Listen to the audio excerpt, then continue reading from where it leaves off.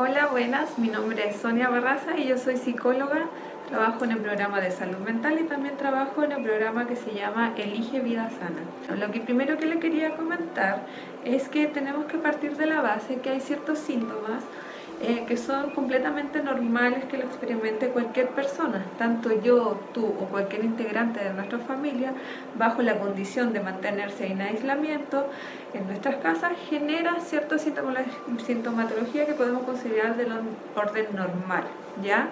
¿No es cierto? Que las familias se deban mantener juntas durante mucho tiempo dentro de sus hogares de forma obligada. Es una situación novedosa, ¿no es cierto? No se sabe muchas veces cómo enfrentar, ¿ya?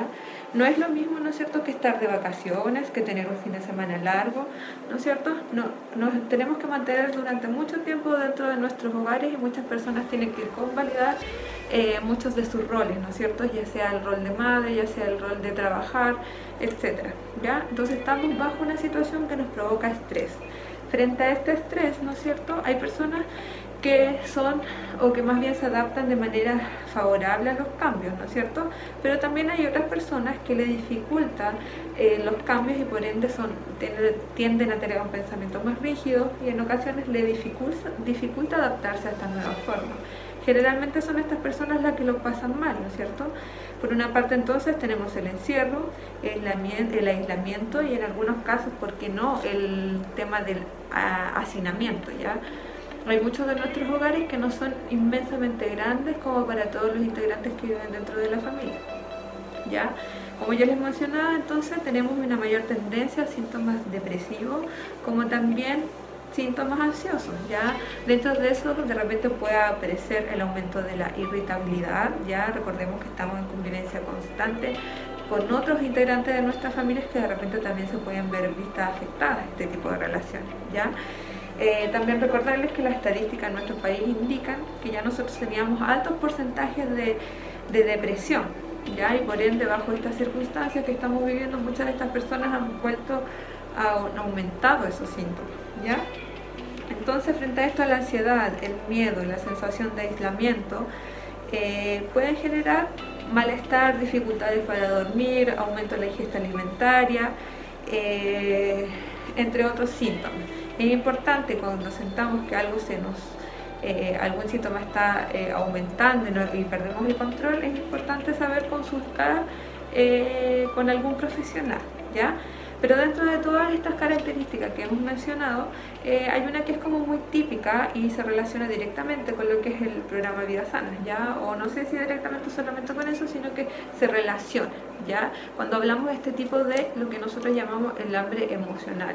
Hay muchas personas, ¿no es cierto?, durante nosotros hemos establecido llamados telefónicos, algunas personas indican que tienen dificultades para controlar la ingesta de ciertos alimentos o también que aparece hambre la mayor parte del día. Personas indican que existe un descontrol de la ingesta alimentaria, sobre todo en la tarde-noche, ¿ya? Y frente aquí aparece un tema que siento que es muy importante que recordemos o que aprendamos, ¿ya? Existen dos tipos de hambre, ¿ya? Existe el hambre emocional, ¿no es cierto?, y el hambre fisiológica. Y muchas veces se tiende a confundir el hambre emocional con un hambre fisiológica, ¿ya? ¿Qué quiere decir el hambre emocional? El hambre emocional nosotros tenemos que, de alguna manera, aprender a distinguirlas en nuestro cuerpo, ¿ya? El hambre emocional siempre tiene que ver con es de forma repentina y específica, ¿no es cierto? De repente me dan ganas de comer chocolate, de repente me dan ganas de comer un alimento que sea generalmente alto en calorías o alto en carbohidratos, ¿ya? Entonces, como le dijimos, es repentino y específico. Se desencadena por un estímulo emocional, genera culpa y su satisfacción es inmediata, ¿ya? Se desencadena por algo emocional. Generalmente esto tiene que ver, si nosotros no tenemos un autoconocimiento o no conocemos nuestro cuerpo, generalmente vamos a desconocer este estímulo emocional. No así otras personas que de repente pueden identificar inmediatamente bajo qué emoción se encuentran cuando le dan deseos de comer ciertos alimentos, ¿ya? El sentimiento de culpa está muy asociado a lo que es el hambre emocional, o sea, como un alimento que quizás no debería comer, como grandes cantidades de alimentos y después me siento culpable, ¿ya? Una vez satisfecho haber probado ciertos alimentos, se satisface de manera inmediata, ¿ya? Por el contrario, tenemos el hambre fisiológica, que tiene que ver con las necesidades del cuerpo, ¿ya? Tiene que ver con una sensación de vacío en el estómago, también se escuchan ruidos estomacales. El hambre fisiológica también es gradual, pero de alguna manera se puede soportar. Entonces yo creo que la pregunta que tenemos que hacernos, primero, si nosotros de alguna manera estructuramos un poco nuestra alimentación dentro del hogar y en la tarde o en cierta hora me aparece el hambre, la pregunta que yo me debo hacer es que, ¿es realmente hambre lo que siento? ¿Cuándo fue la última vez que comí? ¿No es cierto? De alguna manera, cuando yo me pregunto esto a mí misma, tomo contacto con mi cuerpo, empiezo a chequear cuándo fue la última vez que comí. Si han pasado menos de 3 horas de la última ingesta, lo más probable es que no sea hambre fisiológica y yo tenga que buscar alguna otra alternativa. Recordemos también que bajo la situación que estamos viviendo, muchas veces se ha gatillado este sentimiento como de sobrevivencia, ¿no es cierto? Y por ende va a aumentar también nuestra hambre, ¿no es cierto? Que tiene que ver con sobrevivir, con estar en un estado de alarma, ¿ya? Entonces, frente a ciertos sentimientos de ansiedad, de aburrimiento o algún estímulo que nos provoque miedo o temor, puede aparecer esta hambre repentina, ¿ya? Lo importante es conocernos y también promocionar la autoobservación. Entonces viene la pregunta: ¿cómo yo puedo mejorar, solucionar o poner atención a esta hambre repentina que en ciertas ocasiones del día me aparece? Primero, distinguir si hambre emocional o hambre fisiológica, y lo otro que es llamado es aumentar nuestra capacidad de conciencia alimentaria, ¿ya? Una alimentación más consciente, ¿ya? Es algo que hoy en día se escucha más, que se llama la alimentación consciente, que tiene que ver con la capacidad de prestar atención a lo que comemos, cuyo fin es mejorar nuestra nutrición. Recordemos que los alimentos tienen un fin que es nutricio, ¿no es cierto? Aportar los nutrientes que mi cuerpo necesita para desarrollarse, para funcionar, etcétera. Pero también la alimentación hoy en día, o a través de nuestra evolución, se ha asociado también, ¿no es cierto?, a eventos sociales, a emociones. Celebramos con comida, cuando hay una asociación de estar feliz y celebración con comida importante, y algunos patrones que hay que ir desaprendiendo también, ¿ya? Pero sin embargo, tomar atención en nuestra alimentación de alguna manera puede mejorar nuestro autocontrol, ¿no es cierto? Podemos tener una dieta más equilibrada. Recordemos que necesitamos nutrientes de todos los alimentos. También puedo fomentar el autoconocimiento y también poner más atención a la cantidad de alimentos y a los tipos de alimentos, ¿ya? Recordemos que en la situación de aislamiento se han dificultado quizá el acceso a algunos productos, como también ha aumentado el costo de ciertos productos, ¿ya?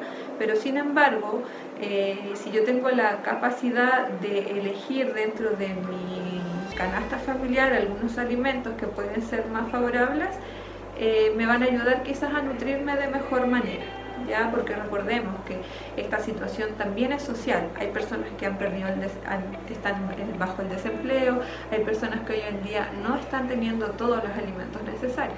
Entonces, continuando con qué cosas puedo hacer yo para mejorar o controlar mayormente mi ingesta alimentaria, bueno, las recomendaciones generales, ¿no es cierto?, están relacionadas con el área de las técnicas de relajación, técnicas de respiración, que hoy en día hay harto material en la web. En YouTube uno puede buscar distintas técnicas, hay técnicas que te enseñan como tutoriales, etcétera. Entonces hay información al respecto.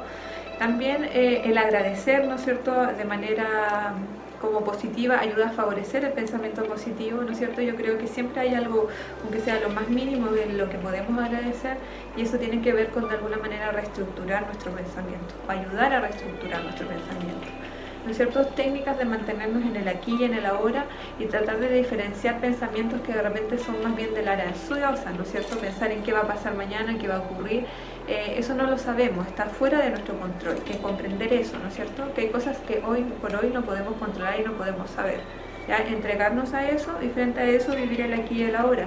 ¿Cómo puedo vivir aquí y el ahora? Estando en contacto con mi cuerpo, ¿no es cierto? Respirando, tratando de ver qué es lo que siento, por qué reaccioné así, por qué estoy así, ¿no es cierto? De alguna manera esto me ayuda a saber qué siento y qué siento en cada momento, qué siento frente a cada situación y cuando tiendo a comer de mala manera, ¿ya? Pero también hay otros como consejos, ¿no es cierto?, que tienen que ver con el área más psiconutricional, que tienen que ver con mantenerse hidratado, ¿no es cierto?, intentar comer frutas y verduras, no tener en la despensa ciertos alimentos que son calóricos y que yo sé que me son tentadores o que más bien sé que no son un aporte para mí, tener alternativas saludables, tratar de incorporar el ejercicio físico y comer sin distracciones, ¿ya?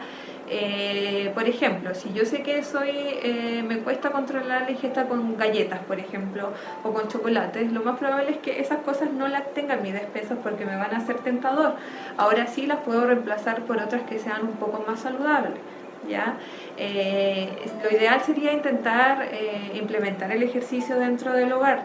También he visto que hay hartas plataformas que son gratuitas, que uno puede buscar en internet como para moverse. En YouTube también hay ejercicios, tutoriales, etcétera. Pero lo que yo también apunto es que acá hay una mirada que tiene que ver con cada uno, ¿no es cierto? Con las cosas que a mí me gustan, con las cosas que a mí me provocan placer, con las cosas que yo creo que me pueden ayudar, ¿no es cierto? Porque no todo lo que se dice como genérico me puede servir.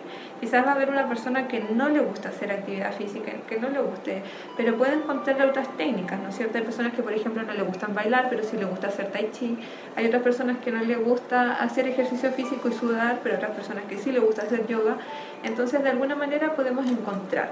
Ahora, por ejemplo, si yo soy una persona que quizás también me dificulta tener acceso a internet, que en verdad no puedo acceder a alguna plataforma así, puedo mantenerme activa a través del ejercicio físico dentro de mi hogar, ya tratar de mantenerme un poco activo, aunque entendamos que hay días que quizás van a ser más lentos, ok, pero comprender que estar en movimiento nos ayuda, ya tratar de hacer algo en nuestros jardines. El otro día conversaba con otras personas o personalmente también como familia nos hemos dedicado a la huerta, a estar en el patio, a compartir, estar en contacto con la naturaleza, que es algo que también tiene muchos beneficios.